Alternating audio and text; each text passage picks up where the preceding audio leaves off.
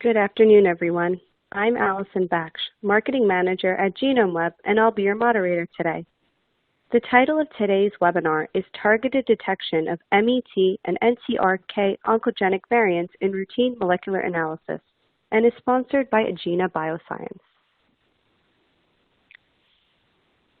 Our speakers are Dr. Hans-Ulrich Schildhaus, Professor of Tumor Pathology and Head of the Molecular Pathology Laboratory at University Medical Center in Essen, Germany, and Alexander Sartori, who is the Staff Scientist of Scientific Affairs at Agena Bioscience.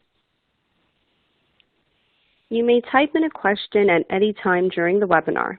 You can do this through the Q&A panel, which appears on the right side of the webinar presentation. If you look to the bottom tray of your window, there are a series of widgets to enhance your webinar experience. With that, I'll turn it over to Dr. Hans-Ulrich Schildhaus. So first, I would like to thank the organizers for inviting me to present data and some insights on targeted detection of MET exon 14 alteration, that means skipping mutations of the MET gene, and NTRK fusions in routine molecular analysis. Both types of genomic alterations are quite fascinating since they are rapidly emerging predictive biomarkers in oncology. For me, as a molecular pathologist, they are, however, quite critical or demanding targets, since they are quite infrequent in human cancer. They are spread over a huge variety of human tumors. And on the other hand, they are genetically heterogeneous, and on the basis of the genomic background, they are quite difficult to detect. Another point is that, as already mentioned, that they are very infrequent in human cancers. That means for me, as a molecular pathologist, that I have to test a lot of samples, and I need to apply very robust and very reliable assays to detect those changes reliably in the clinical routine testing. On the other hand, as mentioned, these targets provide fascinating options for cancer patients, since dramatic efficacy in advanced and metastatic human tumors have been demonstrated with these potential targets. And a lot of drugs and compounds are on the pipelines of the pharmaceutical companies, and they are currently explored in large clinical trials. And some of them are already approved, as I will show you in a couple of minutes. So I would like to share with you information on the structure and biologic function of the MET protein and the MET gene as well. I would like to cover the pathogenic role of MET in human cancers. I would like to share with you our current knowledge on the prevalence of NTRK gene fusions in cancers and their role as a predictive biomarker in oncology. I would like to briefly cover the treatment options which are currently available for cancer patients with these changes of MET splice variants and NTRK alterations, gene fusions as well. I would like to share with you my insights to the current situation of clinical testing for those genes, and would like also discuss the limitations of the current detection methods. One of those changes, one of those critical limitations is already that these changes are currently not included in so many available genetic testing kits and applications. And I would like to discuss also the MALDI-TOF based testing of MET and NTRK alterations in human cancers. So we had the chance to implement this already in our laboratory and to test the feasibility and LODs and precision of this technology as well. So starting with the biology of MET, the MET gene encodes a receptor tyrosine kinase, which is also known as mesenchymal epithelial transition receptor. This gene plays a major role in embryonal differentiation, in cell cycle regulation, proliferation, and in angiogenesis as well. This gene or this protein is physiologically activated by its ligand, the hepatocyte growth factor HGF, and the gene has been described also in the mid of the 80s from a osteosarcoma cell line. The MET plays, as already mentioned, a major role in embryogenesis. It has been shown that that one of the major functions is related to the limb formation in the embryo. You can see here the myotubules, which originate from in the area of the neurocrest, and these discoid structures here spread from these structures to migrate to the newly formed limb, and this mechanism is mainly related to the action of HGF and functioning of the MET protein. In MET wild type animals, there's no limb formation based on disturbance of these changes. Another observation was that EF and the MET receptor itself is related also to the migration of cells from a solid area to the surrounding of the tissue, and this is also shown not only in the normal physiological development of embryos, but also is also related to migration of tumor cells in the context of tumorigenesis as well. And based on this observation, the HGF, the hepatocyte growth factor, has also been known as, or is also known as, the so-called scatter factor, since this protein this functions as an activating protein for the scattering of these cells in the embryonal development. The MET gene is, as already mentioned, a transmembrane receptor tyrosine kinase, and this is an heterodimeric protein which consists of an alpha chain and the beta chain. The alpha chain and the beta chain form together the ligand binding site of this protein. The alpha chain consists of these Kringle domains here, and the beta chain provides the transmembrane structure of this protein, and this beta chain is also responsible for the signal transduction itself. And after binding of the ligand, the hepatocyte growth factor, two of these proteins dimerize and facilitate a signal transduction by phosphorylating several tyrosine residues here in the intracellular component of this protein. One of the major one of the tyrosine kinase or tyrosine residues which are highly important is this residue 1003 here. I will come back to this later. After of the scatter factor and dimerization, this protein is activated by transphosphorylation, and this protein interacts with many intracellular proteins, and this leads to a lot of different intracellular changes and mechanisms.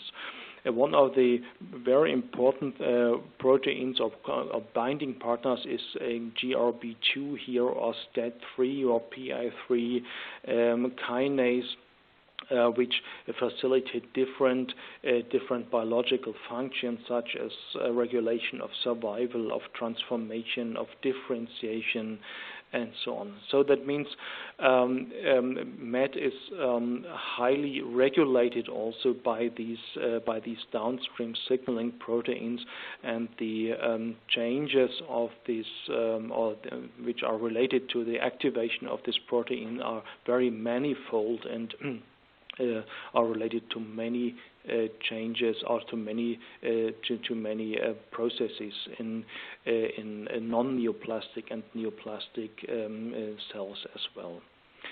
The protein is also activated by interaction with other transmembranous proteins in the surrounding of this protein in the cell, such as integrins or Fas or plexins, and also these interactions can modify the changes which are facilitated by the activation of this MET protein itself.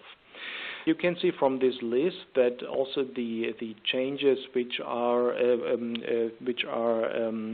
related to the activation of the MET gene are related to the downstream binding partners of the protein, and you can see that not only tubulogenesis in the embryonal development, but also independent cell growth and cell survival are activated by MET activations itself. So in cancers, there are different types of activation, or different types of or different ways and mechanism of how the MET gene and the MET pathway itself can be activated. First, you can see here that also in human cancer cells, the MET gene can be activated by binding of the ligand, the hepatocyte growth factor, and sometimes in paracrine or even autocrine overexpression of the hepatocyte growth factor can activate the MET axis in a tumor cell. But moreover, MET amplifications can occur, and these amplifications can lead to an overexpression of a normal MET gene or MET protein, and simply the pure overexpression of this protein can contribute to tumor growth. However, the MET overexpression is not only related one-to-one by this MET amplification, but MET overexpression, the protein overexpression, can also be related to many other mechanisms, such as mRNA dysregulation or transcription factors or HIF-alpha activation. And moreover, some activating mutations can also contribute to an overexpression of the MET gene. That means that amplification and MET overexpression are not so much one-to-one related to each other, as we know from HER2 or other receptor tyrosine kinases. On the other hand, they are also activating MET mutations, which simply activate the protein by changing its conformation. This is quite related to changes, or comparable to changes what we know from EGFR, what we know from HER2, from other receptor tyrosine kinases, and this can also occur in human cancers as well. But there's a particular and very special type of mutations in these changes what we know from human cancers. This is what we call the MET exon 14 skipping mutations, and these skipping mutations just lead to a alternative splicing of the protein. And this is a very particular type of activation of a receptor tyrosine kinase in human cancer. This is quite unique to this particular MET changes in human cancer. So, taken together, we know that the MET gene can be activated by activating mutation. This is known from a subtype of renal cell carcinomas, especially the papillary renal cell carcinomas, and there's already a drug which is approved for these type of changes in this particular tumors. But this is not what we are talking about today. Another way to activate the MET gene is this mentioned exon 14 skipping mutation. That means a mutation in the splice sites, which leads to a alternative splicing. And this is currently explored as a predictive biomarker in non-small cell lung cancer, but also in other human cancers. This type of change is related to impaired degradation of the protein, which I will show you in a second. Another point is of activation of this gene is the gene amplification, which is also currently explored a therapeutic target in lung cancer, but also in other human tumors. We know that this MET amplification also confers resistance to tyrosine kinase inhibitor treatment in lung cancer, especially in those types with an initial EGFR activating mutation. And I have shown that also protein overexpression may be associated with some types of activation of the MET gene, but this is not one-to-one strictly correlated to genetic changes in these tumors. And as already mentioned, also autocrine or paracrine overexpressions of this hepatocyte growth factor can occur in human tumors. And another point is that MET can also crosstalk with other receptor tyrosine kinases and with binding partners and modifiers, as I already shown.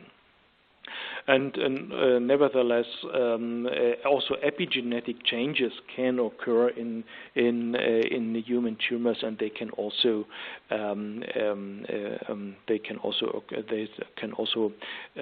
change the MET expression in a certain way. But so far, these changes have not been entering the clinical stage. So. In terms of amplification, I can show you here two examples of lung cancers. On the right side, you see a high level or a top level amplification of the MET gene. On the left side, you see less of these green MET signals per tumor cell. This is unequivocally and highly amplified case. However, there are some limitations in terms of the clinical impact of fish measured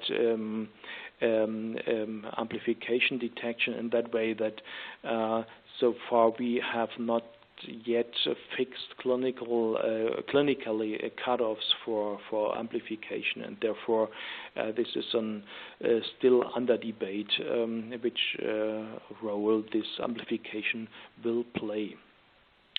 As already mentioned, also MET overexpression can occur. This is just an example in sarcomas where we could also demonstrate both MET overexpression as well as scatter factor overexpression. However, this is still unclear which clinical role these changes can play. This is so far not yet implemented in clinical testing. On the MET exon 14 skipping mutations are probably those changes of the MET genes which provide the most promising therapeutic target in these cancers, and this is one of the first descriptions of these changes. Here in this publication, you see here at the bottom of the slide a lung cancer which shrunk dramatically after a MET inhibitor treatment, and this was one of those patients from this very early series of MET positive cancers with a MET exon 14 skipping mutation, and this made the MET mutations, or this specific subtype of MET mutations, a very promising therapeutic target in many human cancers. But as already mentioned from me, the molecular pathologist, this potential target provides some difficulties and issues. And you see here a genetic map of the MET gene, and on the bottom here you see exon 14, which encodes the juxtamembrane domain of this protein. And you can see a lot of these red bars here, which symbolize MET mutations, and you can easily see that those mutations affect the splice site at the intron 13 exon 14 boundary, or on the other hand at the intron exon 14, intron 14 boundary as well. And there are a lot of different types of mutations. There are deletions, there are point mutations, and a huge variety of changes, and there have also been cases reported with a very long deletion, which includes a huge part of the intron 13 as well. So this makes these type of changes different and difficult to be detected, since these intron exon boundaries need to be included in the NGS panels and this is not the case in so many NGS applications. So for me personally, there's no way to detect these changes with Sanger sequencing or with conventional sequencing.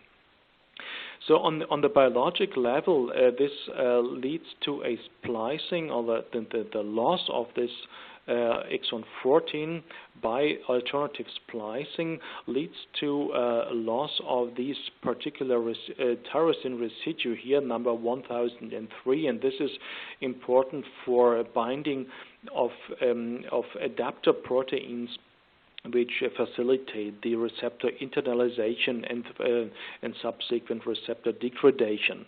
And if the exon 14 is spliced out and is lost by these skipping mutations, this mechanism of receptor degradation won't function, and this finally leads to an accumulation of the functioning protein on the surface of the cell, and finally to an overactivation of the MET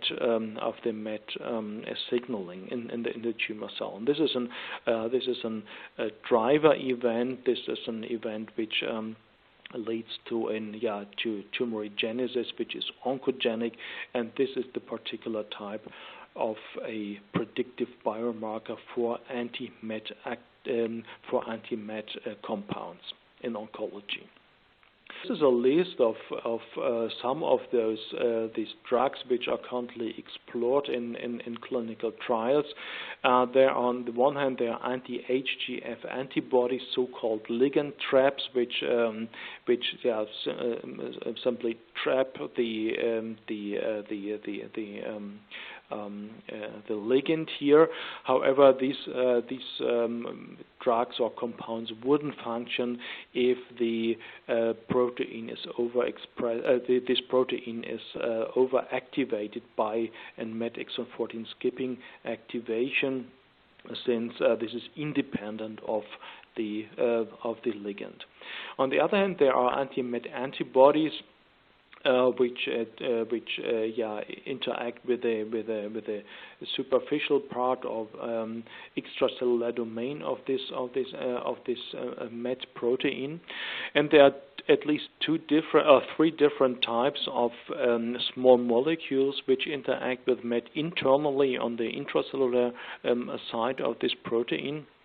Those type 1 inhibitors are more active in the active state or active conformation of the protein, among them capmatinib or tepotinib, and the type 2 inhibitors are also active with the inactive state of this protein, such as cabozantinib, and there are also type 3 inhibitors which are binding other parts outside of the ATP binding pocket of the protein.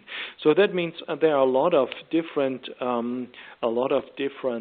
drugs are in the pipelines, and they are currently explored in clinical trials as anti-MET agents. Can we detect these changes, these MET exon 14 skipping changes so far?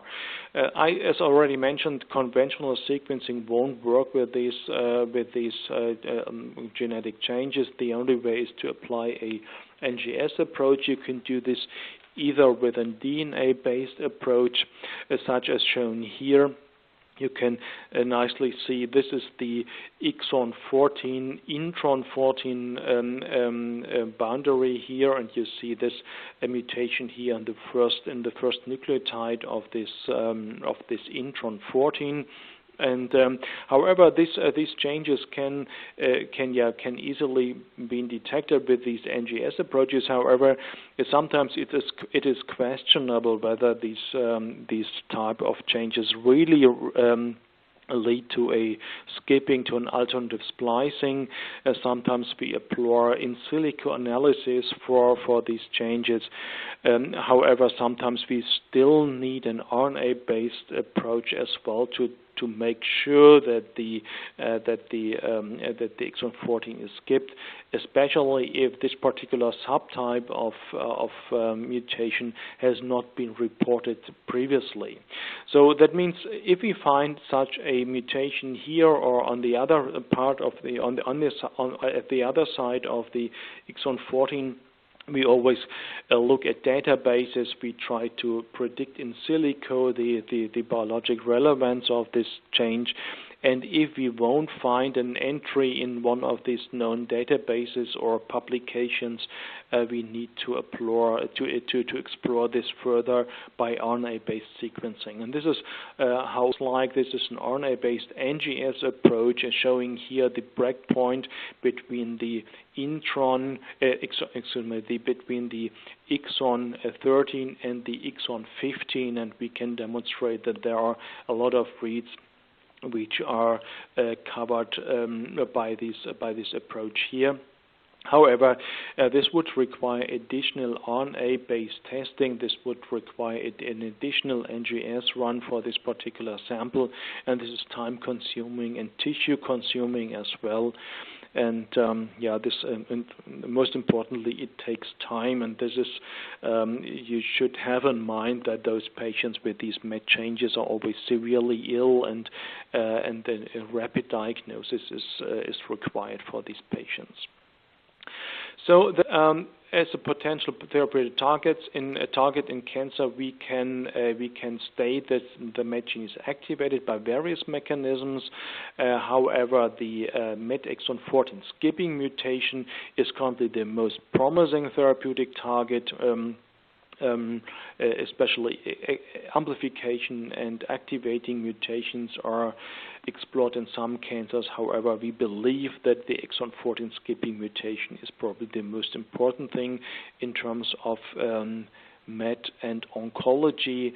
These changes occur in, so far as we know, in 2 to 4% of the non-small cell lung cancers, and we know that they are mutually exclusive with EGFR, ALK, ROS, KRAS alterations, and this makes these changes a true genetic driver, and this makes this a true therapeutic target in these for these patients. So far, testing requires inclusion of the entire intron 13, exon 14, and exon 14, intron 14 boundary, which is not included in so many NGS approaches. So far, we can apply DNA-based NGS, either amplicon-based or hybrid capture assays, or we can use RNA-based NGS for detection of these changes.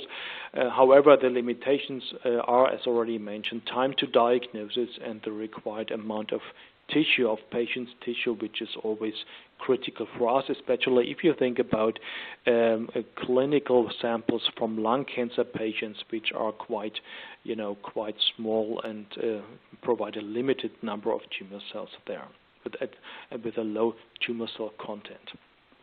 Emerging field in oncology are these NTRK alterations in human cancers, similar to ALK-ROS, which are quite comparable genes. Also, these three genes, NTRK1, NTRK2, and NTRK3, are actionable or provide actionable drivers for tumor growth. These genes encode the tropomyosin-related kinases A, B, and C, respectively. They are also important for embryonal development, such as in the brain and other neural structures. However, in tumors, they are also providing an activation which is facilitated through gene fusions in these genes with a lot of fusion partners. So, however, these changes are quite infrequent in human cancers. There are a limited number of human cancers where we have a high prevalence of these NTRK fusions, such as the secretory breast carcinoma, the so-called mask tumor, which is a very rare salivary gland carcinoma, or this congenital infantile fibrosarcoma. These tumors are, as mentioned, quite infrequent. There are also cancers with an intermediate prevalence, papillary thyroid carcinomas, high-grade gliomas, cholangiocarcinomas, and there's a majority of tumors with a very low prevalence, below 1% in clinical samples, among them NSCLC, sarcomas, head and neck cancers, pancreatic cancers, colorectal cancers, breast cancer as well. However, since we have seen so dramatic responses to these current drugs against these NTRK fusion proteins, it is absolutely worth testing our patients for these changes. Even if these cancers are so infrequent among the human population. But for us as pathologists, we can conclude from this that we need to test a lot of patients to find our patients with these changes. It's shown that various drugs are effective against these NTRK fusion genes, or these chimeric proteins, and this is one example from a very early clinical trial with a drug entrectinib, and you can clearly see here these blue bars how dramatically these tumors shrank under the influence of this drug. Another drug, entrectinib, which also has been shown to be very active in those tumors, and you can see a huge list of different types of human cancers where the researchers found these NTRK changes, and you can again see how many of those patients had a major response to that treatment.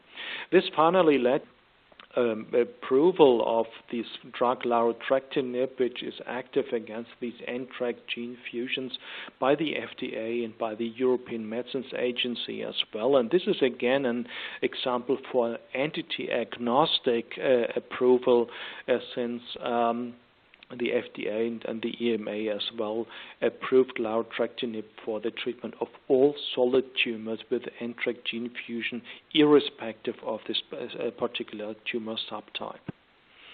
So detect these NTRK gene fusions by immunohistochemistry. However, this is some sort of a pre-screening test, and the sensitivity and specificity has not been fixed so far.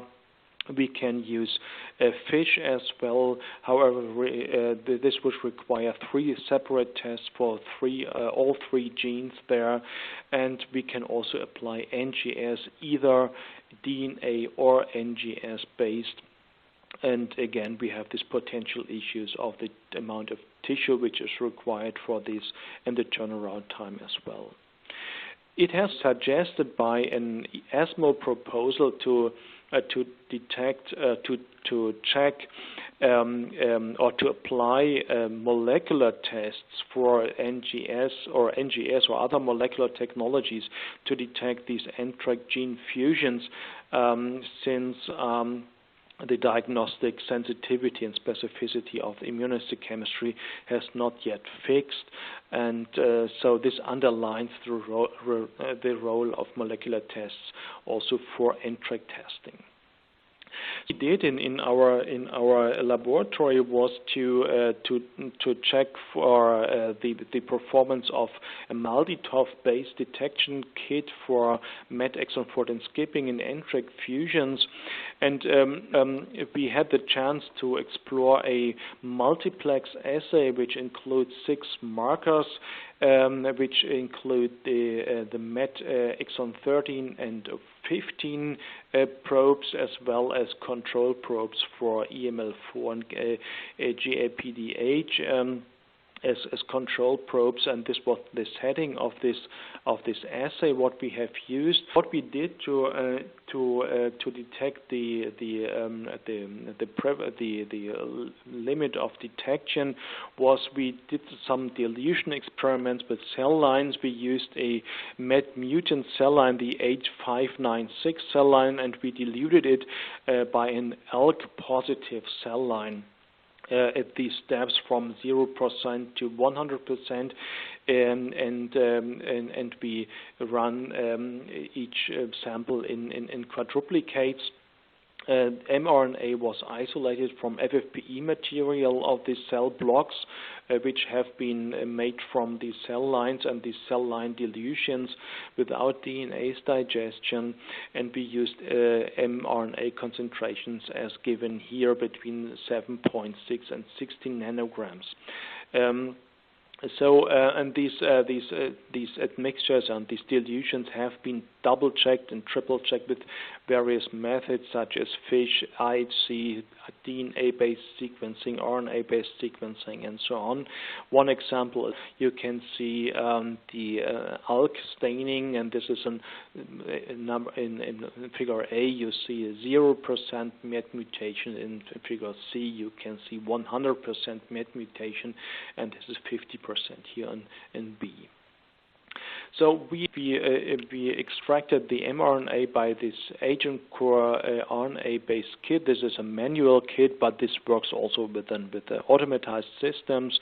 We used a reverse transcription with the superscript Thermo Fisher kit here, and we nicely demonstrate the mutant alleles, such as shown here by these green arrows here, as low as 0.1% of mutated cells. This was very surprising to us, and so we repeated this experiment. In the replicates, we could demonstrate again the sensitivity of 0.1% of mutated alleles. This was made on FFPE blocks from from our cell line experiments. So based on this, here you see the internal controls for the wild type cDNA, which was absolutely comparable between all these types of materials we have used. But we could demonstrate that this assay works with as low as 10 nanograms of mRNA from FFPE material. We could demonstrate the high sensitivity, and since we were able to detect 0.1% of mutated cells with this assay, and we could demonstrate a high replicate conformity between these experiments. And this brought us to the question whether this could also be applied to clinical samples as well, and this is what we did. We had a lot of, we tested some pre-validated clinical samples which have been pre-tested by DNA and RNA NGS, and I can summarize here that we could correctly call 100% of the negative samples as well as 100% of the MET mutant samples. And we included 10 different clinical relevant sample types, also including decalcified specimens, cytologic material, cell blocks, and so on. And it worked with all of these types of materials. And we also included cases with a MET exon 14 skipping mutation based on different subtypes of genomic changes. That means we included both intron 13 or intron 14 mutations, point mutations, and deletions as well, and we could demonstrate again a 100% correctness of these detection of these changes. So the next step is the inclusion of the NTRK fusion panel as well, which works on a detection of the 3', 5' gene expression as well for these genes. This panel includes NTRK1, NTRK2, NTRK3 probes, both 5' and 3' probes of these changes, and the imbalanced expression of these probes indicates presence of a gene fusion, such as demonstrated here, where the 3' percentage was higher than 50% and higher than expected, and which is highly correlated with an NTRK gene fusion here. And the combination of both will follow the combination of the MET exon 14 skipping assay together with the NTRK fusion panel as well. So this brings me to the MET exon 14 skipping mutations represent an emerging predictive biomarker in NSCLC, but also in other human cancers. There are many drugs to be explored in clinical trials. Larotrectinib is already approved for NTRK changes. More compounds will follow, and the genetic background is highly variable and requires comprehensive DNA and or RNA-based approaches. And we could demonstrate, or we have made this experience, that the mass array-based assays can demonstrate, could be demonstrated as a feasible and reliable and a rapid test for MET and NTRK alterations. LOD was as low as 0.1% for MET exon 14 skipping in our cell line experiments, and this assay worked also with clinical samples, including decalcified specimens with low tumor cell content. And so again, I would like to stress that was for us a very important observation, since these both alterations, MET skipping and NTRK fusions, are both rapidly emerging biomarkers, potential biomarkers, and we need a reliable and rapid test for these changes as well. So with this, I would like to thank you for listening me, and would like to hand over to Dr. Sartori. Yes, thank you very much. First, I would like to thank GenomeWeb for organizing this webinar. And then I would certainly and especially like to thank Professor Schildhaus for the excellent overview about this exciting field. And I will take the opportunity to briefly explain a little bit how the data that were shown for the MET exon 14 skipping and for the anticipated NTRK fusion panel are working, were generated, and can be utilized on the mass array, which is a MALDI-TOF system exclusively for nucleic acid detection.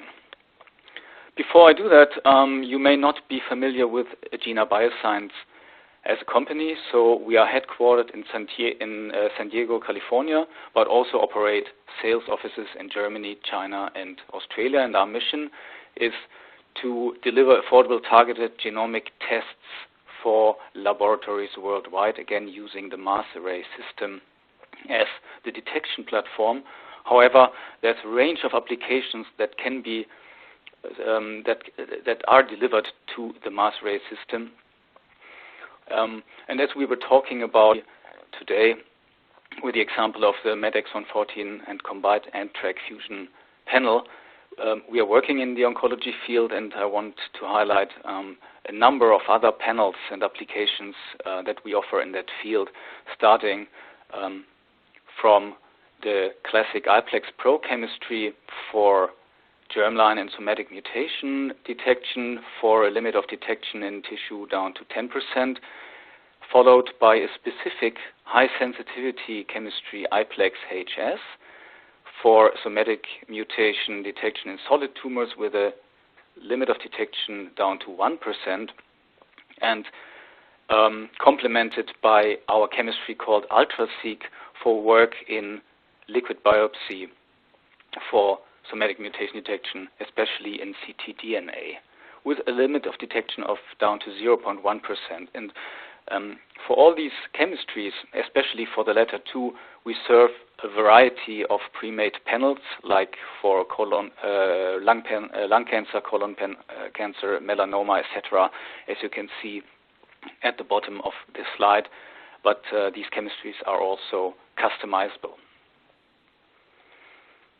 But we not only oncology and liquid biopsy market with our applications at Agena, but also work in the field of pharmacogenomic testing and hereditary disease testing, as well as not shown here on this slide in the field of sample identification and sample qualification, where we offer a variety of panels and products as well. However, the principle for all or for the majority of applications that I just described follow the same very simple targeted principle, where we generate an amplicon of the region of interest that holds the variant by conventional PCR, and the PCR is just followed by a simple single base extend reaction where we hybridize a primer adjacent to the region, to the loci of interest, let's say a SNP, where then just the missing base gets incorporated, whether it's the wild type base or the mutant base, here symbolized by the blue G for the wild type or the green C for the mutant. And the reaction products, that means the primer plus the terminator, the added base being a dideoxy nucleotide terminating the reaction already, forms the reaction products that differ just slightly by mass. Just a few Daltons mass difference is certainly sufficient for a highly precise MALDI-TOF mass spectrometer to distinguish between the two. What happens simply the separation of the DNA products through ionization and then separation and detection in the MALDI-TOF chamber and at the detector, with following the MALDI-TOF principle, where TOF stands for time of flight, where the lightest ions, the slightly lighter ions, arrive earlier at the detector than the heavier ions. You can see an example again on the right-hand side, where the wild type, being the lighter molecule, appears to be a bit faster or a bit smaller than the variant. And in this example, the mass difference is only around about 80 Daltons. The analysis for all these applications happens in an integrated way, and the user will get user-friendly and fully automated report as output. So the entire analysis, and I should also mention that in the example before, you have only seen one assay, an example for a single assay, that our detection window is much broader, and that allows us to multiplex a number of markers or assays for a number of markers in a single reaction. So serving panels of multiple, holding multiple markers. I would like to give you two examples, like 70 markers in the case of our lung cancer panels, or more than 100 markers for our colorectal cancer panels. So the analysis of panels of that size only requires between 8 and 9 hours from DNA to the analyzed results on the workflow that you see here. So again, a PCR-based workflow followed by a single base extend reaction and a fully automated delivery and detection by the mass array system and an automated report, again in 8 to 9 hours with a minimal hands-on time of not even 30 minutes. So again, the vast majority of applications follow the same principle, and so this platform is highly flexible and can hold a number and also mix and match a number of applications in a single run. So with this about the technology and also clarifying the study that we done together with Professor Schildhaus, I would like to hand over to Alison at Genome Web, and thank you for the opportunity to demonstrate the technology today. Great. Thank you, Dr. Sartori, for your presentation. As a reminder to our webinar participants, if you have a question, please type it into the Q&A box on the right side of your screen. We'd also like to ask attendees to take a moment after the webinar has ended to take our exit survey and give us your feedback. With that, we will now start the Q&A. The first question is, which clinical samples have been tested? How did you confirm MET status in these specimens? Maybe I can comment on this. So we have used biopsy material and as well as surgical resections from lung cancer patients. These materials have been pre-tested with a DNA-based approach and with an NGS approach followed by an RNA sequencing as well.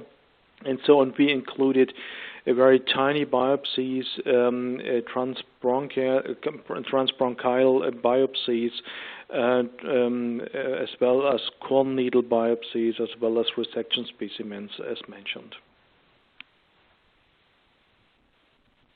Great. All right, the next question is, can you use cytology specimens for mass array testing?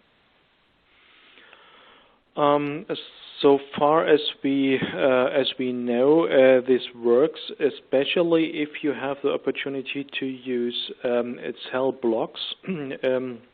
So we have not yet tested smears or cytospin preparations. And how stable is RNA in paraffin material? Can you utilize also archival material? The stability of RNA is much more related to the tissue preservation than to the age of the blocks itself. That means if you fix your material, the patient's tissue in neutrally buffered formalin, you can store them safely for years. And so far as we know, also DNA extraction or RNA extraction from archival material will lead to sufficient RNA integrity and sufficient RNA amounts. So that means it's basically related to the fixation and the tissue preservation. That means neutrally buffered formalin. This is the most important, crucial thing for the quality of RNA rather than the age of the block itself. How was LOD in clinical samples? I showed you that we had an LOD of 0.1% mutated cells in our cell line experiments. So based on our clinical samples, we could demonstrate a very low LOD as well as compared with DNA sequencing. So we could easily detect exon 14 skipping mutations by mass array or MALDI-TOF testing, even if the allelic frequency of the MET mutation was as low as 6% in our series. Okay, great. And with MET exon 14 skipping and NSCLC being mutually exclusive with mutations in EGFR, ALK, ROS1, KRAS, which general testing scheme would you propose? This depends a little bit on the local workflow. If you have not included these changes in your routine workflow, then I would suggest to add this assay simply to your pre-existing gene panel which you currently explore. Since we know that this technology is so rapid, so fast, though I think you wouldn't lose so much time if you apply this additionally to your pre-existing workflow in your laboratory.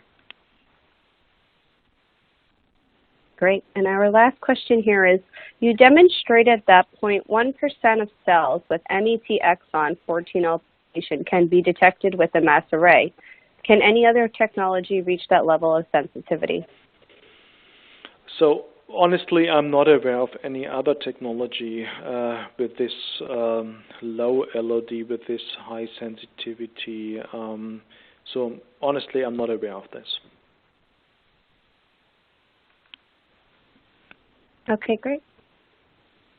Dr. Sartori, do you want to add?